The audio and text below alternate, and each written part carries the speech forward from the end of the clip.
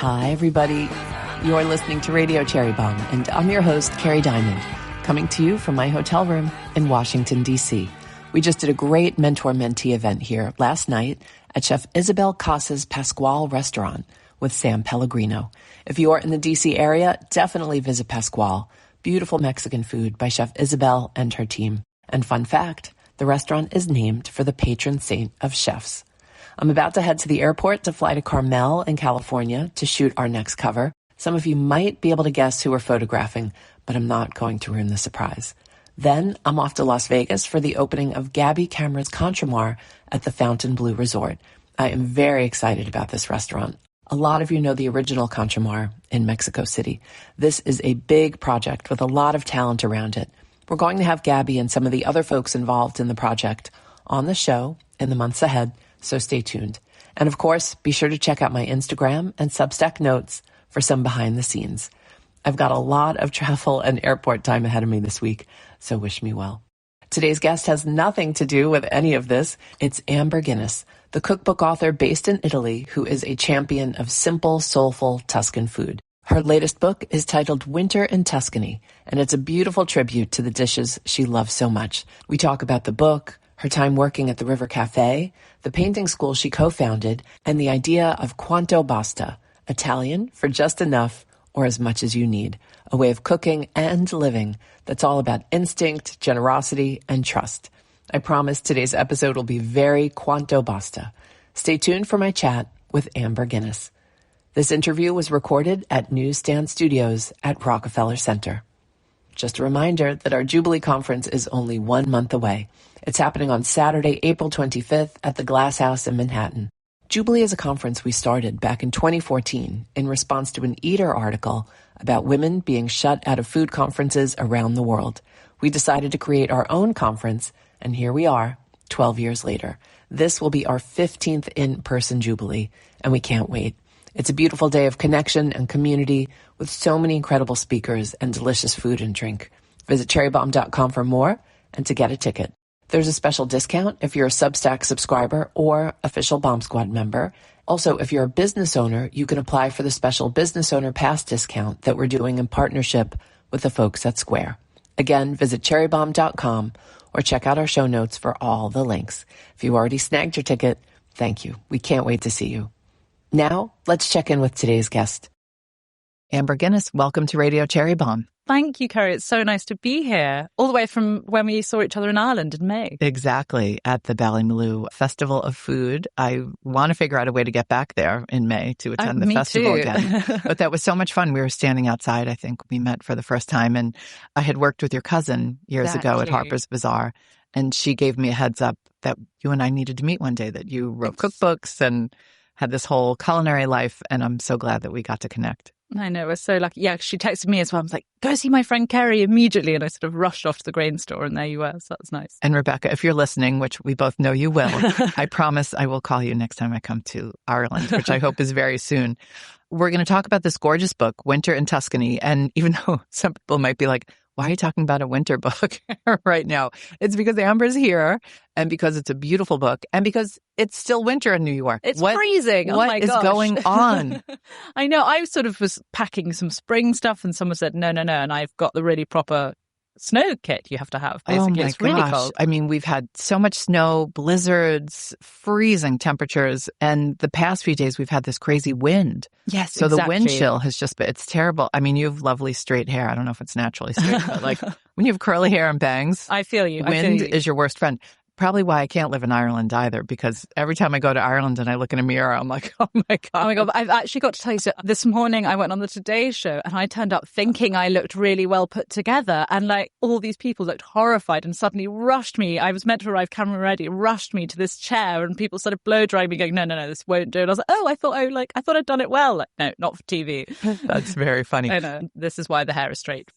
So winter in Tuscany, like I said, because the weather is still so freezing, we're still cooking as if it's winter. Exactly. In New York. It's still all about cozy things and what can we roast, and not that much has hit the farmer's market yet here in New York City. Interesting. Yeah. So your produce isn't kind of quite there yet. No. We're not in spring. Okay. No, I saw some sorrel in the farmer's market, which is, not something that everybody uses on a regular basis, but it's always one of those little signs of spring. Okay. You know, like the crocuses and things like that. It's so funny. We're definitely further ahead in Italy, I would say. Like the broad beans have started turning up and the fresh peas, and the stands are getting a bit more green, which is exciting. Yeah. And rhubarb. Of course. J.R. Ryle was here the other week, and he did a pop-up at King Restaurant down in Soho and had stewed rhubarb, and it was the first of the rhubarb. Yeah.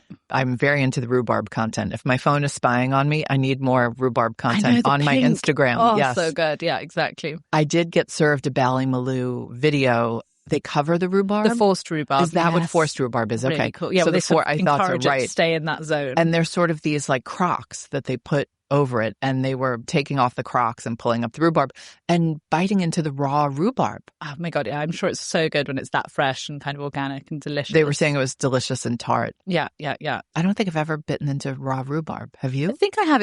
It's definitely tart, and it's definitely better if you stew it and do all the things to it, but you know, it's exciting. Yeah, and I had a rhubarb tart at Superiority Burger the other night. Yums. And it yummy. was so great. So good. So I don't know. Bring on all the rhubarb. Season is short. Enjoy it while you can. Do you guys get the pink radicchio here in January, February?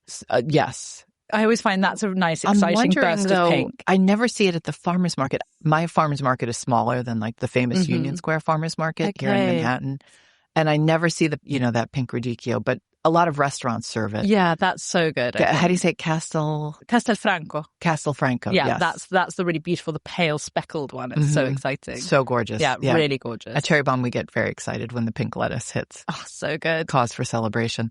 But the fact that you're getting fresh peas already. I know, it's very exciting actually, because I mean, obviously I've written a book about winter. I do actually really enjoy winter, but I think with everything, it's like the summer.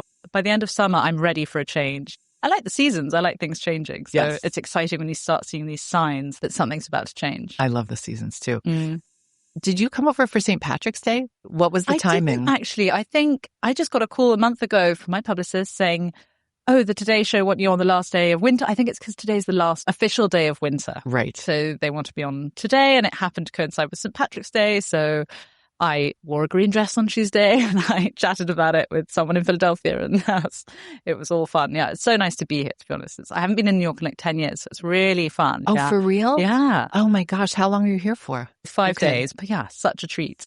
You do have a last name that, for better or worse, people associate with St. Patrick's Day. Exactly. And with Ireland. Exactly. Yes, and the pints. Exactly. Did you see lots of people on the streets here drinking Guinness on Tuesday? You know, I did not. I have been babysitting for friends who are on a work trip. So I've been hanging out with a 12-year-old and a 14-year-old. That's so nice. Have not been drinking.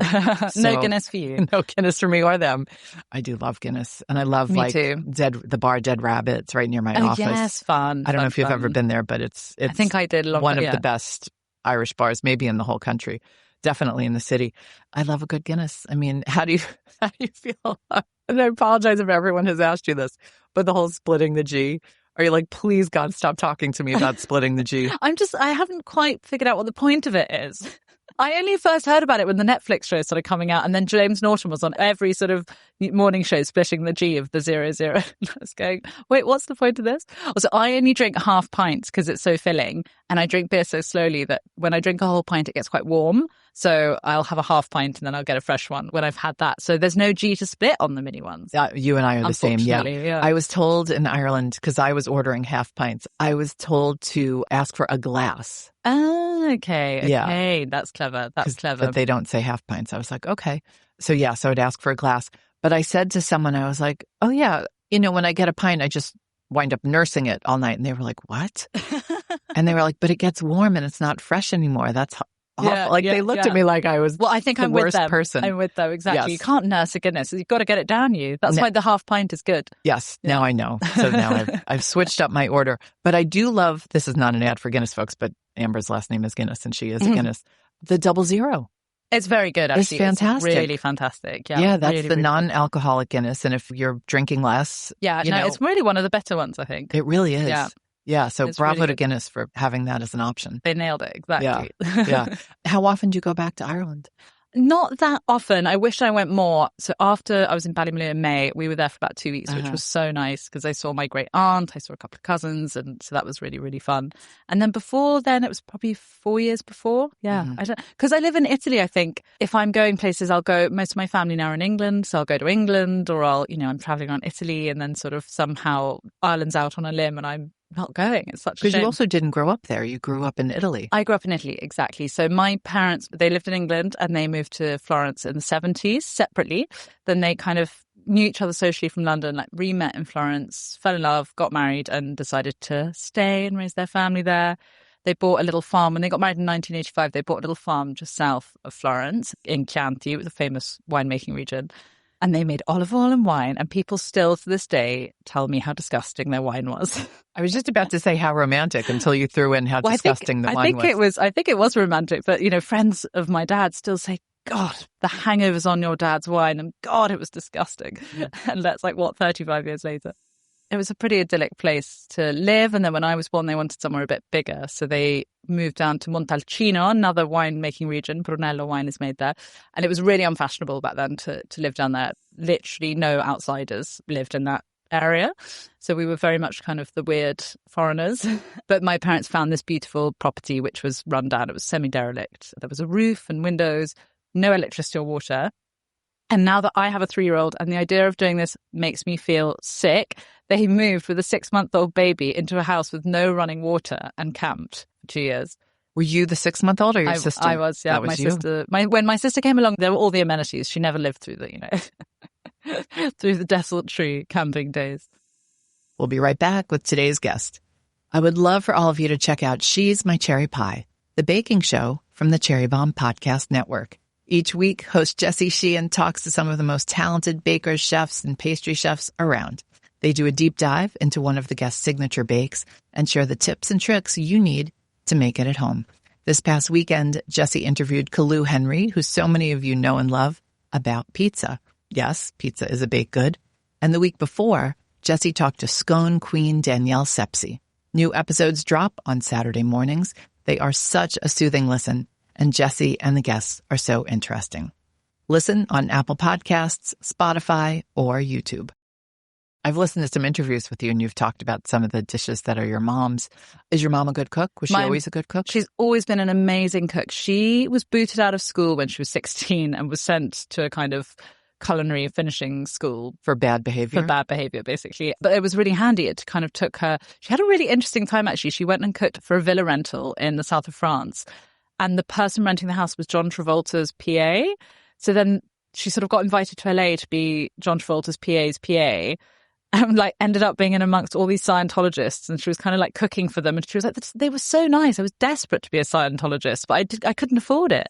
And then she moved back to England, and then she was doing a furniture restoration and an antiquing course in Florence. I suppose the way she learnt language was, she was on her course, which was all in Italian. But then when she and my dad bought the house, the way she kind of assimilated into the culture was, and met people, was through food. Obviously best way to get to the crux of any culture is through the food. And so if she met someone she liked, or a nonna, she'd say, will you teach me to make fresh pasta? Or so she'd had this kind of amazing first-hand experience and teaching. And actually we went back to the village, Greve in Chianti it's called, where their original house was, about 5 years ago. And so she hadn't lived there for 30 years. And we walked into the butcher, and the butcher, when she walked in, went, Signora Guinness. Because she used to always talk to them about if she bought a cut and how she should cook that leg of lamb, or how would Italians do it. And so they really remembered her kind of chatting to them about the best way to use their produce. That's so wonderful. What was your childhood like? It was so rural. The nearest store to us at Arniano, which is the house where I grew up, is about a 15-20 minute drive away. So very beautiful, very rural, lots of running around in the woods and kind of having fun with my sister and friends, and very social. So my parents, particularly when they were renovating, they would invite friends down. And friends would be curious. They'd say, yes, love to come see how the house is getting on. And they'd arrive and my parents would say, will you help us knock down a wall? Or will you help us plant a tree? Or, so it's kind of very much about feeding the troops. My mum would cook these amazing feasts and feed the troops. And actually, talking about Ruthie, there's this beautiful photo of her and Richard and Rose, who started the River Rose Cafe Gray. with her, and her daughter Lucy, Rose's daughter Lucy, and they all used to come on their research trips, and they would help as well. And we had this peach tree for years, which sadly died, which Rose and Lucy planted in our garden. So it was, kind of really special time when there were lots of people really interested in Italian food. There wasn't this kind of scene in England. And there were lots of people, mainly Ruthie and Rose coming and kind of researching and then bringing that back to the UK. And actually, my mum worked for Rose and Ruthie in the River Cafe for, I think, a couple of summers. She'd go over and cook in the kitchen for them. In the early days when it was still the sandwich shop? No, it was sort of the mid-90s. I think it was already a pretty well-established restaurant, but they were very kind of keen. They would just sort of pull friends out from Italy and be like, can you come and help out when we're busy? And it's amazing. Ruthie was telling us that they still do these frequent trips with the River Cafe team. 100%. Yeah. They do it every November when they're pressing their new oil. They bring everybody. And then I think there's another time, maybe in the spring, I can't remember. But yeah, so when there's the wine harvest, they'll go, and when there's the olive harvest. So special. Really just to special. be able to do that as a restaurateur for your team. Yeah. In terms of just morale and education. Incredible. Yeah. I mean, the education at the River Cafe is amazing, or even we'll talk about that because exactly. you also work there, not just your mom. So you're growing up in rural Italy. Mm-hmm. Sounds kind of idyllic. When was it apparent that you were meant to have a culinary life? So my mum was very strict with us about learning to cook. And, she and my dad would lay out these amazing feasts for friends all the time, even when it was the building site. There's this amazing photo of them. They got 2 wheelbarrows and then a door that was sort of meant to go up somewhere, and laid it across the 2 wheelbarrows and laid out this amazing feast, and it's just pecorino and bread and salads and wine, but it looks so beautiful. They were just very good at making things look really appealing, even if they were very, very simple, or a big bowl of broad beans that needed to be podded, but next to the cheese, and you just help yourself. My mum, she's a very instinctive cook. She's not a great teacher of cooking because she just does it. She can't explain what she's doing. She's very good at making these things called malfatti, which are a bit like nudi, which are sort of spinach, ricotta and mint dumplings, basically. They're nudi, which means naked, because they're not encased in pasta. It's like the classic ravioli filling, but they don't have the pasta. And they're really delicious. And I remember when I was very young, kind of 8 or something, saying to her, "Oh, I love malfatti. How do you make them?" And she goes, "I don't know. You'll have to watch me."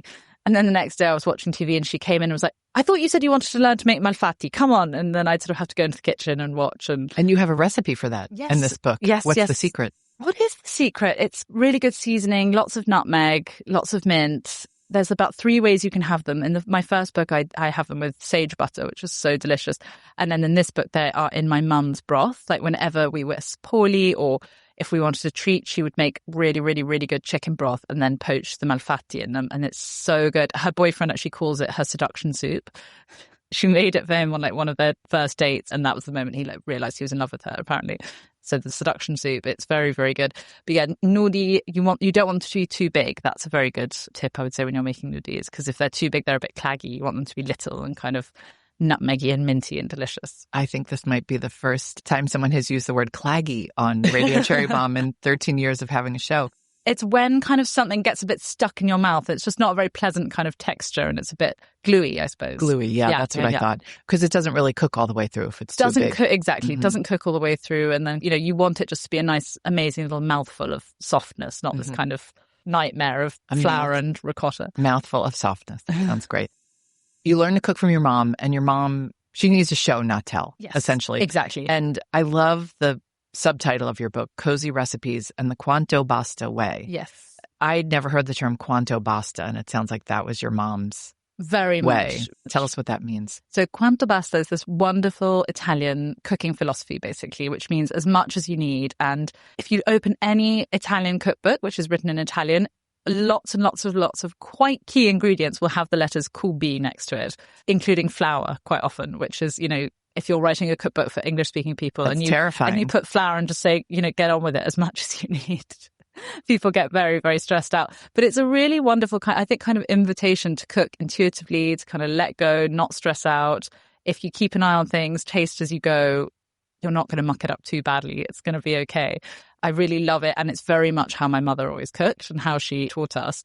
And I was really confronted with it actually when I was writing this book. specifically because I have a lot of contributions or, worked a lot with these amazing cooks who I've grown up with, who I wanted to kind of get their recipes and put them down. And for instance, there's a woman called Grazia, amazing local cook to us in Buonconvento where I grew up, who's a sort of legend. Everyone loves her. And she's fantastic at cooking. And she makes very, very good pici, which are these sort of fat Sienese noodles, basically made with flour and water. And I really wanted her recipe. And she was teaching me, and I'd given her a big bowl of flour. And I said, Grazia, I know you probably don't know, but roughly, just roughly, how much flour are we using for 4 people? And she looked at me completely baffled and just said, beh, ci vuole la farina che prende. You need as much flour as you need. It'll take as much flour as it takes. And it is this absolute, what she was like, but it depends on how damp it is outside and if it's hot and all these things. And yeah, so it's kind of very difficult if you're trying to translate these recipes for other people to follow, but it is also a really, really lovely attitude at the same time. Grazia has obviously never met an American cookbook editor. Exactly. It was like, you need an exact Well, I knew this actually, so I gave her a weighed bowl of flour and then I weighed it after she was done. Oh, that's a smart way to do it. Yeah, that's how much you deal is with missing. Yeah, exactly. That's how you deal with intuitive cooks who don't know what they're doing. Adding you and do the subtracting. maths. Exactly. I like it. Okay. Your dad is an amateur winemaker. Yes. I'm guessing the olive oil was a little bit better than the wine. The olive oil was always delicious, actually. Yeah, the olive oil is really, really good because it's all organic and, we don't put any pesticides on anything and everything's picked by hand. So it's always very delicious. The Tuscans harvest their olives much earlier than other places in Italy. So like in Liguria, it's much more mellow, the flavour, because they let the olives mature for longer on the tree. Whereas Tuscans like this very kind of rugged pepperiness, I suppose. I didn't know that comes from harvesting them earlier. Because they're kind of less ripe, they are, more peppery, basically. And we get that very acid green kind of amazing new oil in November. Big point of conversation in Tuscany in the autumn. Sure. Yeah. I'm sure. What did you think you would do when you grew up? I always thought I was going to be an artist or a historian. Those were kind of my 2 fields that I really loved. And cooking was just something we all did. It didn't ever occur to me that it could be a career particularly. I mean, I remember the first meal I cooked for my family, which was really kind of gave me the bug, I think, forever for cooking and showing people love and appreciation through food, which was, I think I was 12 and I roasted a chicken. It was my mum. She does this amazing roast chicken that a woman in Spain taught her to do with white grapes. So you literally just put chicken in a pan, surround it with grapes, olive oil and salt, put it in the oven.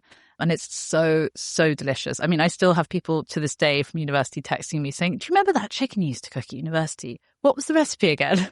And this is 15 years later or something. So it's just that good. It's really memorable. And I think I roasted cherry tomatoes and maybe some potato. No, I made lentils, I think. And I laid the table and I lit the candles and I made dinner for my mum and dad and sister. And it was so exciting as a 12-year-old to kind of feel so grown up and to make this kind of really beautiful evening for everybody. And yeah, it kind of gave me the bug forever. I want that chicken. It's really which good. Which of your books has that recipe? It's in the first book. Okay. Yeah, it's called House Party in Tuscany. House Party, best title. And that's all about how we came to be at Arniano, my mum's food, all the recipes I'm talking about, right now, kind of my childhood recipes. So you leave to go to school. How do you wind up a waiter at the River Cafe? I went to school in Italy till I was 13. Then I ended up in England to finish school because my parents realised I couldn't read or write in English. So they sent me to school in England. And then I was at university in Edinburgh and I read history and I was looking for a summer job, I think. I messaged Charles, who's Lucy Boyd's husband, who's Rose Gray's son-in-law. I wanted to be in the kitchen, but he sort of went, I think you'd be much better on the floor. And I went, okay. And I was going to ask, why didn't you follow your mom's footsteps into the kitchen? Well, it was interesting because then much later I was talking to Sian, who's one of the amazing head chefs at the River Cafe. And I said, oh, yeah, I actually kind of wanted to be in the kitchen. And she went, oh, did Charles poach you for the floor?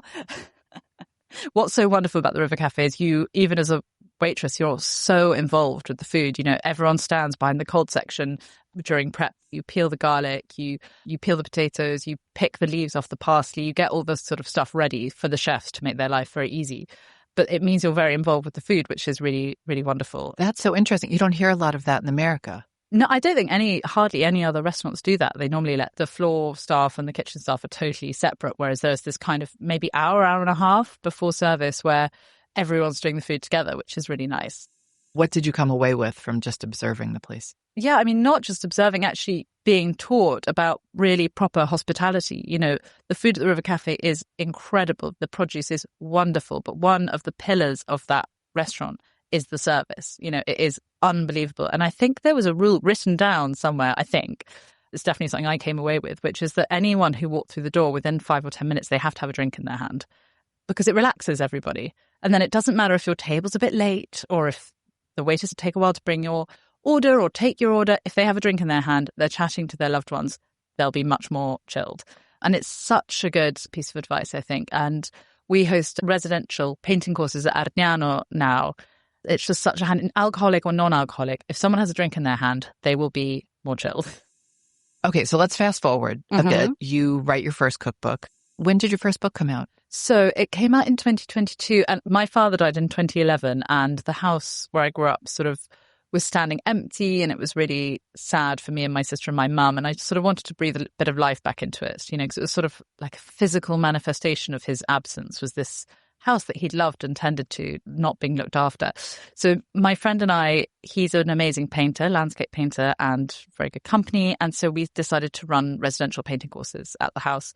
And the idea was that William would teach painting and I would cook and look after everybody. And this was sort of around the time I was at the River Cafe. So I was sort of thought I could cope with hosting 15 people, but it was much more chaotic than I predicted. But it was wonderful. And it leads into the book, basically. But I was cooking on these painting courses and we were hosting, and, you know, it was really wonderful sharing my childhood home with people. And I was cooking the food that my mother made and recreating sort of these feasts she would make in my childhood. And then for years, I think I've been doing them for sort of 7 years, the courses, by the time the book came out. And all the guests would say, I love that recipe. What's the recipe for this? How do I make that? Can you please write a book? We need you to write a book, and your menu combinations and all these things.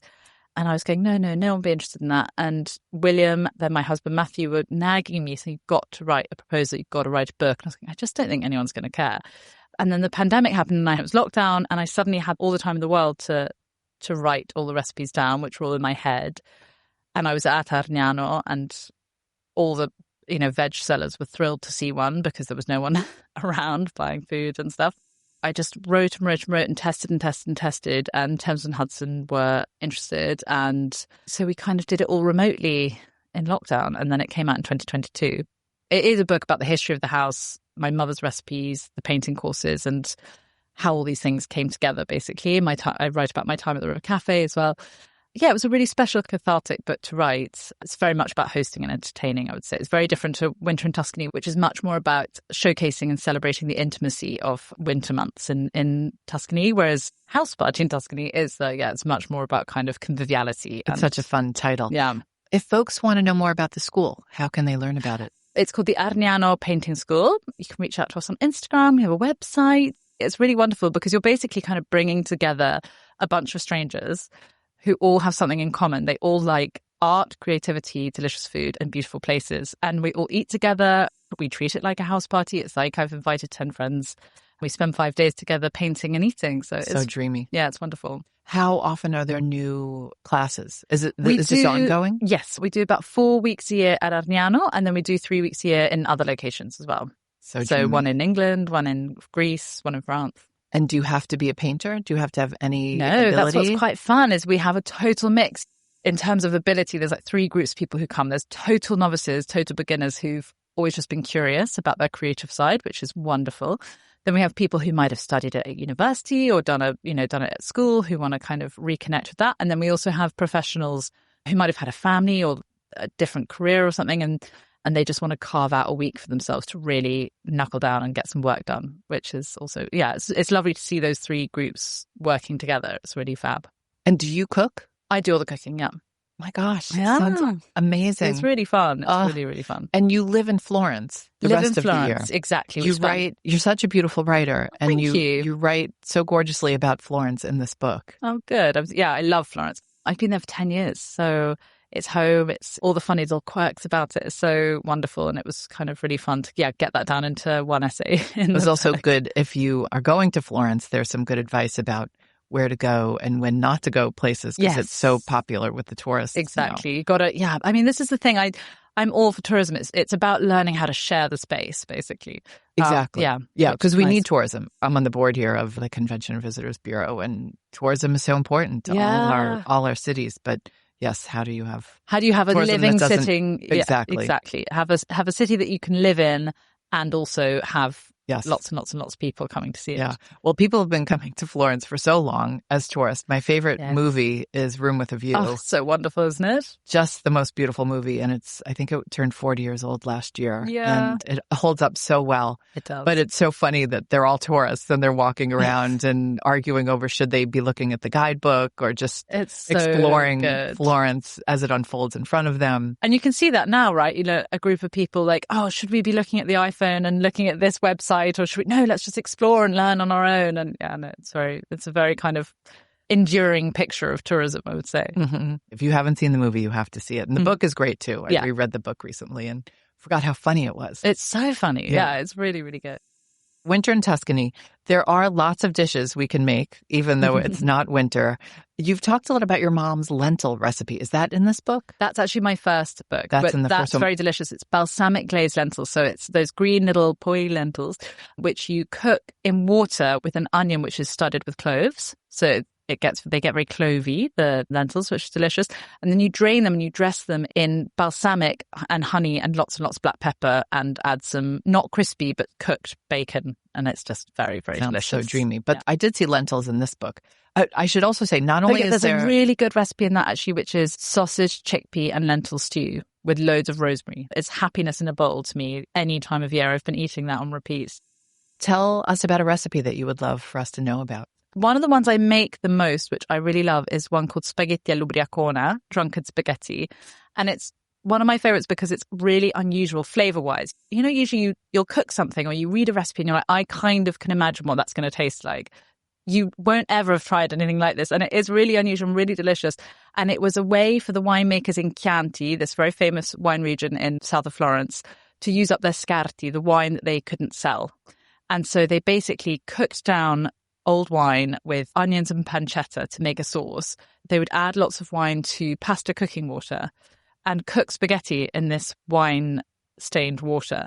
The pasta would take on that kind of violet hue from the wine, and then they'd toss it in the wine sauce with lots of black pepper. And it's just this very, very delicious red wine pasta, and it's really good and really unusual. Oh my gosh, it sounds so good. And what kind of wine would you serve with that pasta if one is drinking wine? Yeah, probably a good Chianti Riserva or Brunello, something quite well full-bodied. You know, if you're just going to do the whole red wine hog, I mean, hardly any ingredients. I was just going to say, similar to, not to keep bringing up Ruthie Rogers, but she is a legend. Similarly, with their cookbooks, so few ingredients. I mean, that is the sort of hallmark, isn't it, of really good Italian and particularly Tuscan cooking, is the elevation of incredibly humble, simple ingredients to something sublime through almost often nothing more than patience and heat. That's the magic, I think. Patience and heat and a little Quanto Basta. Exactly. Right? Yeah. Oh my gosh. Emergency rosemary and garlic spaghetti. That's a really good one. Yeah, because that is literally, again, hardly any ingredients. Garlic, olive oil, chili, and a rosemary plant and some, spaghetti. Why That's what I make when I get home and I'm like, I don't have any food. Help. It's an emergency. These ingredients I always have. Rosemary, olive oil, garlic cloves, sea salt, spaghetti, and Parmesan. There you go. Oh my God, it looks so dreamy. Yeah, that's These yummy. photos are beyond. Oh, she's also amazing. That's a fun recipe. The Good Time Lasagna. I was curious about that title. What makes it a good time? So there's a wonderful American woman who has this gorgeous vineyard in Montalcino called Tenuta Buon Tempo. She renamed it Buon Tempo, which means Good Time Winery. She showed me this recipe, which was radicchio, lasagna sheets, cream and gorgonzola and walnuts. And it is unbelievably delicious. I mean, so good. And actually, I made it the other day with pink radicchio. It was so fun and colourful and exciting to kind of use this pink radicchio in this gorgeous lasagna. You're going to laugh, and this is such a dated reference. You know the movie A Fish Called Wanda? Love that movie. Every time you say something, I mean, your Italian is so spectacular. Every time you say something in Italian, I'm reminded of that scene when Kevin Kline just is reciting the words. Good. That's the best compliment I've ever had. Oh, I mean, we could just literally go through every recipe in here. Baked fennel and pasta with bechamel. Again, more gorgeous photos. Oh, I saw some leek recipe that just looked fabulous. So delicious. That was actually, going back to my dad, so in Italy, they have that kind of UHT bechamel in a box, right? Which would never occur to me to buy that. But my father, he was a very kind of practical cook, right? And in England, we call it, he liked nursery food. You know, he liked scrambled eggs, sausages and whatever, and very, very simple. But if my mum would go away, he would buy this UHT bechamel in a box and then get leeks and cut them into rounds and pour the bechamel over it and parmesan, and then bake it in the oven and give us some crusty bread. And that was supper, and it was actually so good, and I still make it. It's absolutely delicious. Sounds fabulous. You talked about another Italian pantry staple, and I was like, oh, I'd love to get my hands on that. Your mom would sometimes make beautiful broth, chicken broth, but sometimes just buy the bouillon cubes at the supermarket. Good. Star is this brand in Italy, and the packaging is the same as it's been for about 50 years, and it's this kind of 50s housewife in pearls sitting on the box. They are so good because they're not too flavored. They're just really, really kind of the perfect level of saltiness, perfect level of flavor. And if ever we were ill, and most Italian children, if they're ill, their parents will crumble a star stock cube into boiling water and then cook pastina, a little mini pasta. To me, that is comfort food. And if I'm sort of feeling a bit down or ill or whatever, I'll crumble a star cube into water and have pastina in brodo, it's called. I love to make chicken broth or chicken stock. You roast the chicken, you keep the bones, you make it, and it's always so good. And the one I made the other day, oh my God, it gelled perfectly. And that's not always easy to do. Yeah, that's really exciting. It must have been a really good chicken. But I was just thrilled. Yeah, of course. Thrilled. I thought I was like a culinary magician. But I'm always suspect of bouillon cubes. Oh my God, me too, normally. And I mean, I'm sure people will say star is appalling. It's just full of MSG and numbers and all these things. But I don't actually normally buy them. That's the only one I ever buy. And I'll sometimes take a packet with me to England. But someone must have improved on it. I'm wondering if there are any good ones in stores now that I wonder. Are not to be all snobby, sorry folks, but the ones available in supermarkets in England are so bad. You really have to read ingredients. Like even when you're buying pre-made chicken stock in a box, 100%. I was shocked some had sugar and chicken flavoring. Oh, like some of the chicken flavoring, and I was like, that's not great. Yeah. But if you read the labels, you can find broths that don't have those ingredients. But I want to find the perfect cube. Yeah. Yeah. Okay, we'll have to hunt this down. Yeah. It exists. I know it does. So DM me, folks. Tell us one more recipe. Another wonderful wine-based recipe actually called peposo, which is this beef stew. And it is a recipe that's 500 years old. And the Tuscans have been cooking it for so long. And it's basically the cheapest cuts of beef you can get. Often in the past, it would have been kind of beef that was past its prime, I guess. Cooked down in lots and lots of red wine, loads and loads of garlic, cloves, some rosemary, and lots of pepper. It's called peposo. There's this wonderful legend. It's really yummy because you cook it basically for 3 hours in the wine or something. And that's really yummy. And you just serve it with some beans. And it's very filling, but also very kind of clean, delicious beef stew. There's this wonderful legend that Filippo Brunelleschi, who built the Duomo in Florence, he was going to Impruneta, where all the potters are. They make the terracotta. He was going there, and in the kilns, the potters were making this beef stew. And he tried it, and it had been cooking for hours and hours and hours in the kilns. He tried it and thought it was so delicious that he set up stands all around the building site for the cathedral for the workmen to be able to kind of go and buy some of this peposo. And we still eat it today. What would you serve it with? Do you serve it with beans? Beans? Yeah, because Tuscans are called... You love beans. Love beans. Tuscans are called I mangiafagioli, the bean eaters. And it's cannellini beans, and normally, I mean, I have a sort of cheats version for fagioli al fiasco in there, which is garlicky rosemary beans, and I'll serve it with that, and it's a really yummy meal. Delicious. And then you're looking at the lemony meatballs, very good. I didn't know that was a thing, lemony meatballs. So yummy. Your head note says it's on the menus at a lot of Florentine restaurants. Yes, it is on the menu of this particular one, alla vecchia bettola, and they make such a good one, and I've been trying to recreate it at home for 4 years. Have never been able to do it. And then for the book, I went and I said, guys, actually, I know it's annoying if people ask you for recipes, but I would really, really love to feature that recipe, and I cannot get it.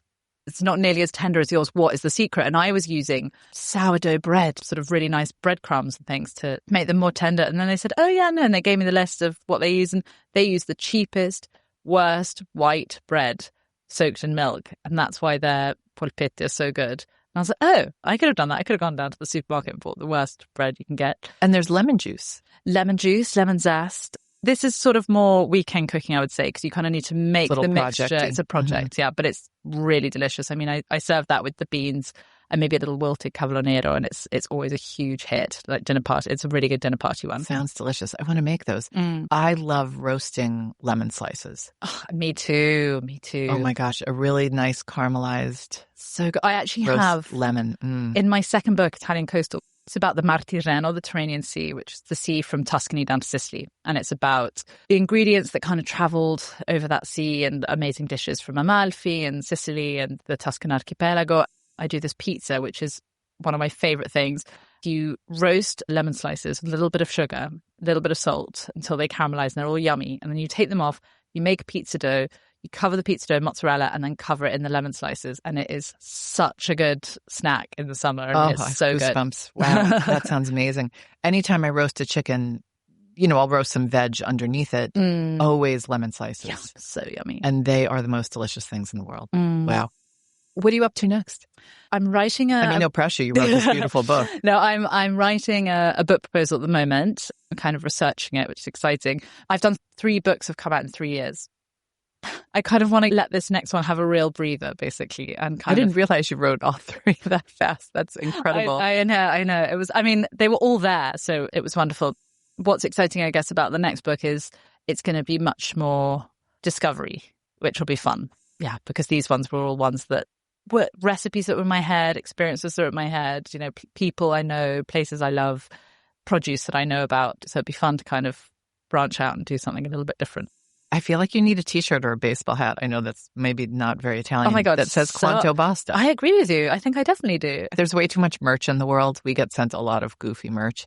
For your cookbook promo, I want a Quanto Basta t-shirt. Okay, but let's talk. 10 snaps and you're listening.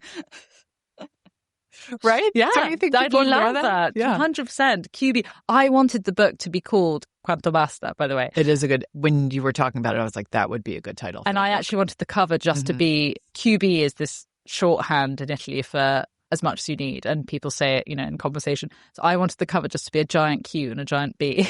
Very cool. But the powers that be that actually want to sell some books said no. Their loss. Oh, well. Maybe, but who knows? Future book. Yeah, exactly. Right? Exactly. Right? I feel like it's just a fun sort of approach to life. Yeah, exactly. I think it is a philosophy for life as well as the kitchen. Just kind of like, let it go. You can't mess anything up too much. Just use your common sense and your sight and touch and smell and taste, and it'll be okay. Well, if you make a t-shirt, I'll be the first one to buy it. Yeah, you'll be the first to receive it. All right, let's do a little speed round. What beverage do you start your day with? Coffee. So I do an Americano. I'll make a pot of espresso, lengthen it with boiling water, and then just a little bit of cold milk. Very straightforward. What's always in your fridge? A huge hunk of Parmesan, definitely. Like, that's what makes me feel safe. Hunk of Parmesan in the fridge, tins of tomato in the cupboard, variety of pastas. I know it's all going to be okay.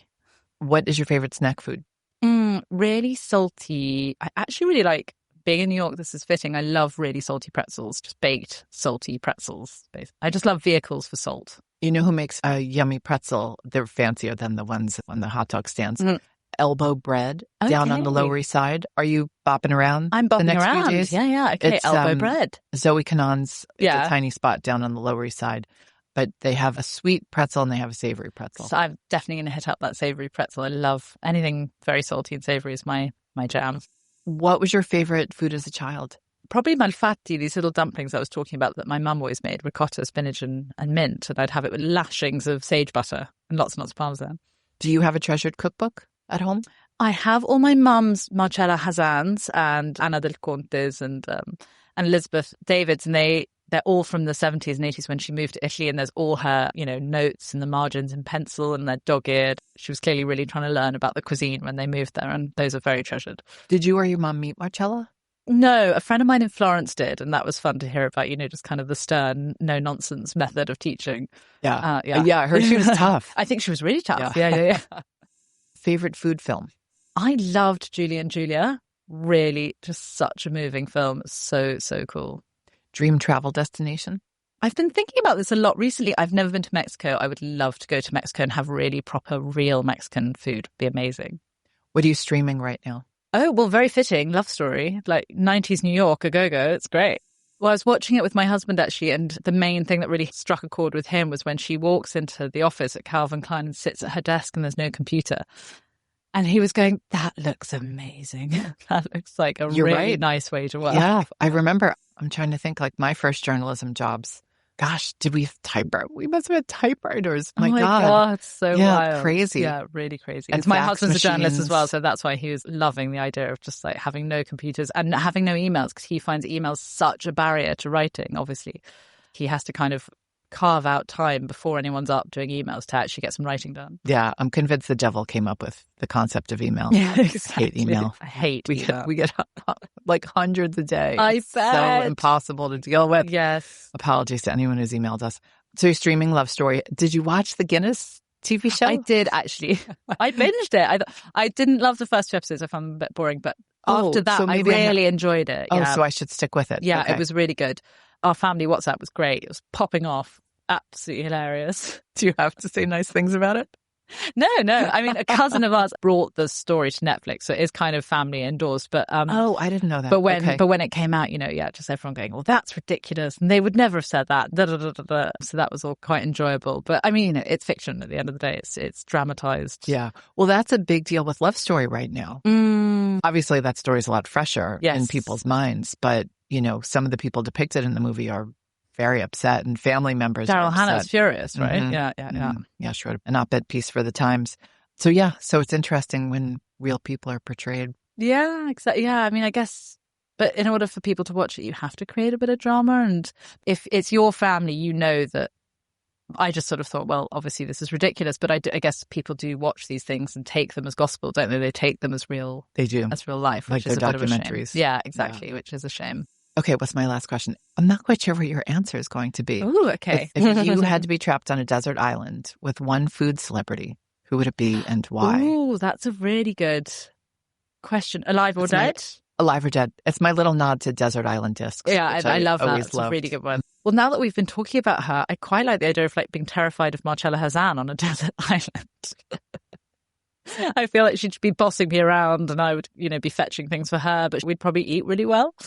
And the stories she would tell over dinner every night. Exactly. Mm-hmm. Although I've been rereading lots of MFK Fisher recently, and she sounded like a hoot. All of them did. Yeah, exactly. Yeah. Well, what a treasure. I mean, you've put these 3 beautiful books into the world, and Winter in Tuscany is so gorgeous. I look forward to summer in Tuscany. I look forward to warm weather, period. But I can't wait to make some of the recipes in here. And please tell your cousin I said hello. I will. Thank you so much for having me on. This is such an honor to be in this booth. Oh, the honor is all ours. And maybe I'll see you in Ireland. Maybe I'll see you in Florence. Exactly. Please come see us soon. That's it for today's show.